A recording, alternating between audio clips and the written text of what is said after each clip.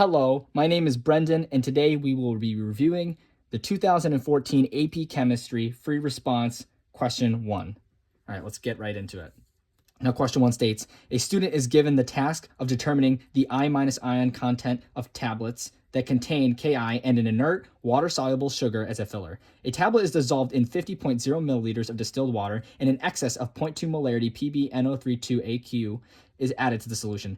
A yellow precipitate forms, which is then filtered, washed, and dried. The data from the experiment are shown in the table above. Here's the data here. Now let's go over question A, or part A, subpart I. Write a balanced net ionic equation for the reaction. Okay, so we see that the Ki tablet is then dissolved in the distiller water with the excess of PbNO3. So it's really, to simplify it, it's dissolved in PbNO3. So let's write that equation. So the Ki tablet will be dissolved, and to simplify it here, is dissolved in NO3, 2. What takes place is a double replacement reaction in which KNO3, AQ is produced, and then solid, because lead and iodine produce an insoluble compound, is solid. So that's the precipitate. PbI2 is the insoluble compound, or the precipitate. So now we got to break this down. To create a balanced net ionic equation, we need to break this down into individual ions. So here we go. So K plus AQ plus I minus AQ. And this is not balanced, but that's okay. We'll write a balanced one in a second. Plus PB2 plus AQ plus NO3 minus AQ. Ooh. That equals K plus AQ plus NO3 minus AQ. However, we don't have PbI2 as individual ions because it's a precipitate, so it's solid. Now, one thing you'll notice here is that there are ions that appear on both sides of the equation. These are spectator ions. So K and NO3 are both spectator ions. They don't affect the overall equation. So what we got to do to form the net ionic equation is get rid of them. So we'll get rid of K, we'll get rid of NO3. Now we'll balance that in addition to that. So now we have 2I minus AQ plus PB2 plus AQ. That'll form a solid precipitate, PbI2. Now that is our finalized net ionic equation. Now let's move on to part, or double I guess you could call it. Explain why the reaction is best represented by a net ionic equation. I already reiterated this before, but this is due to the fact that there are spectator ions present. Therefore, we need to get rid of them, or omit them, I guess you could say. So the reason why the reaction is best represented by an ionic equation is because spectator ions are present and need to be removed.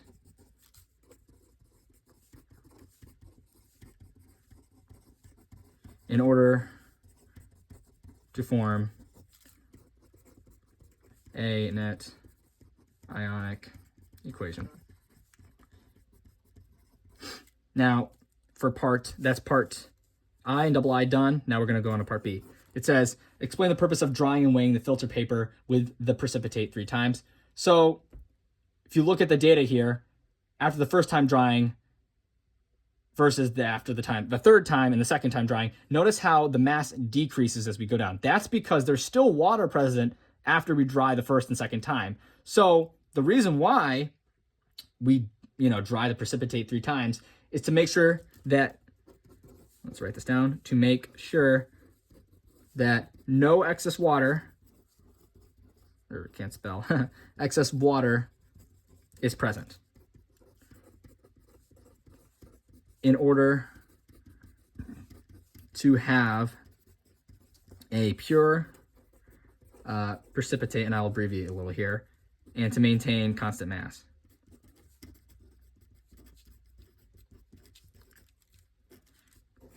Sorry if my handwriting's bad, by the way. And now that's part B. Now let's move on to part C. In the filtrate solution, is the concentration of K plus greater than, less than, or equal to the concentration of NO3 minus?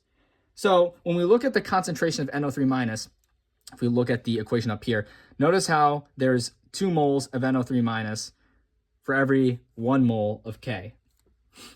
If we simplify this down, it'll actually help simplify it here to look at the concentration of NO3 minus. For example, Pb2 plus 2NO3 minus is PbNO3, right? Or there we go. Notice how there are 2 moles of NO3 minus, which is a larger concentration than the individual K ion.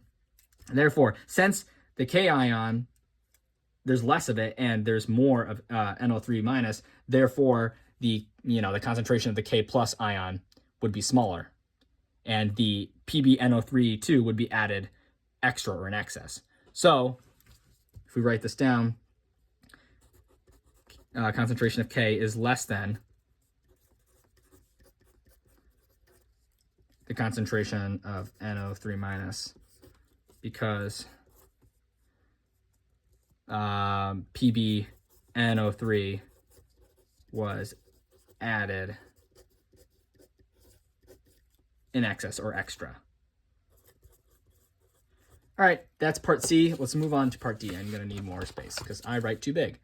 Let's readjust this camera. Yeah, there we go. All right, part D, right? We're doing part D. I did part C, right? Yep, part D. It says, calculate the number of moles of precipitate that is produced in the experiment. Okay, so this is pretty easy. We're going to take the most dried precipitate. So we'll take 1.698 grams of the precipitate. We're going to subtract the mass of the filter paper, which is the other thing that's used. So we'll do minus 1.462 grams of the filter paper. I'll just write that there so you know. That gives us, if we calculate this, my calculator real quick. That gives us 0.236 grams of, PbI2 of the actual precipitate. Now, if we want to find the moles, this is pretty easy. We just got to do some simple stoichiometry here. So if we do 0.236 grams of lead and ion, then we have for every 1 mole of PbI2, there is 461.0 grams of PbI2 from the periodic table.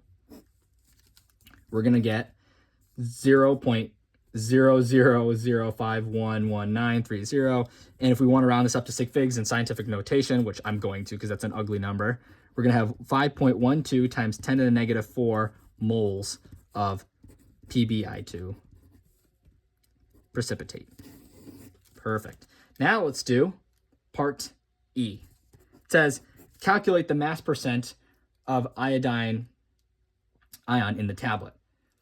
Now this is pretty simple again because we just calculated the amount of moles of PbI2 that we have. So we're just going to take 5.12 times 10 to the negative 4 moles of PbI2, right? For every 1 mole of PbI2, there's 2 moles of I minus. That will give us, let me see.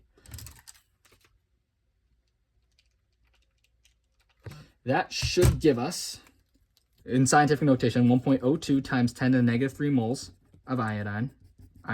Now we're going to calculate the molar mass. So for every 1 mole of ion, there's 126.90 grams. Again, find this on your periodic table. That should give us roughly 0.130 grams of iodine minus. Divide that by the total grams of the Ki tablet, which was 0.425 grams of the Ki tablet. Multiply that times 100. I'm sorry if I'm doing this in reverse. It's just I kind of hooked it around, so it looks a little goofy. That should give us 30.6% of iodine. Now let's move on to part F. In another trial, the student dissolves a tablet in 55.0 milliliters of water instead of 50.0 milliliters of water. Predict whether the experimentally determined mass percent of I minus will be greater than, less than, or equal to the amount calculated in part E. Justify your answer. Well, this is pretty simple. Let me visualize this because I like to visualize some stuff. If we have the tablet here, right, it's dissolved in 50 milliliters, right? And then we raise that to 55 milliliters. It's asking, will that change the mass percent of I minus? Well, not really, because the mass percent of I minus is still the same, and the H2, the water, is still removed through filtration. So it's actually not going to change anything. So we're going to say the mass percent of iodine ion will remain the same, because it really adding extra water doesn't really change anything, because let me just write this down. Adding additional water does not change the reaction,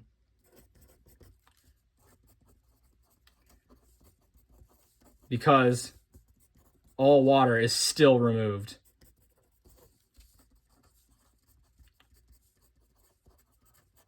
through filtration, through filtration and drying.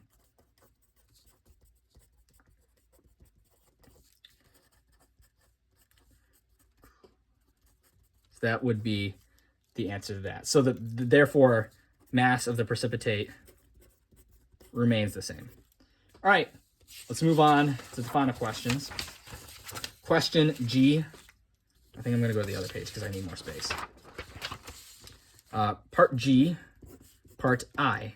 It says a student, let me show this to the camera here. The student in another lab wants to determine the I- content of a Ki tablet, but does not have access to PbNO32. However, the student does have access to 0.2 molarity of AgNO3, which reacts with I- AQ to produce Ag solid.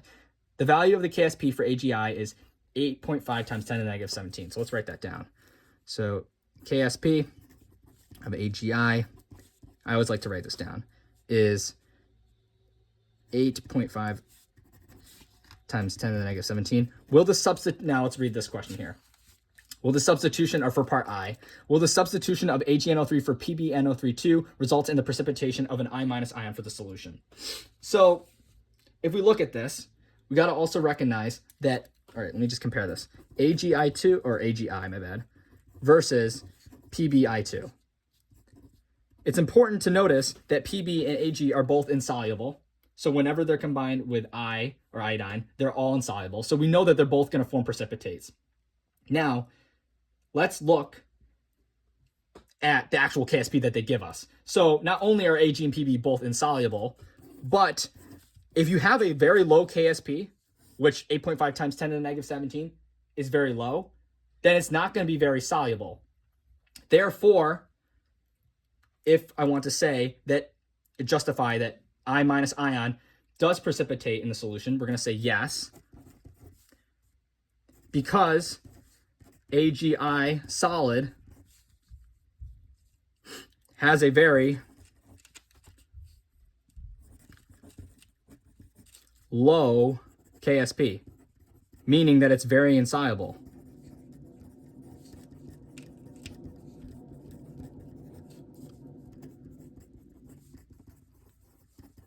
And also, if you want to, you can add in that, Pb and Ag are both